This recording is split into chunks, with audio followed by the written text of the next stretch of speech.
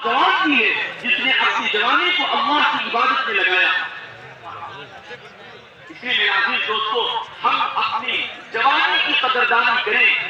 कल अल्लाह ताला सबसे पूछेंगे कि बता तूने अपनी जवानी किस चीज में लगाया है।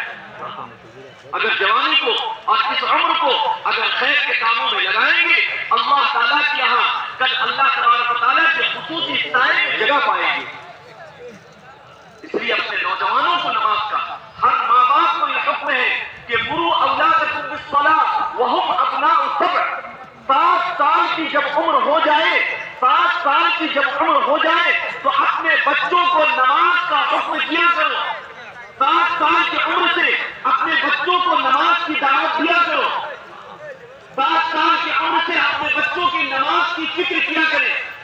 मुरू औलादकुम बिस्सलाह वहुम अब्नाउ सबअ। माँ बाप हर चीज की फिक्र कर लेते हैं।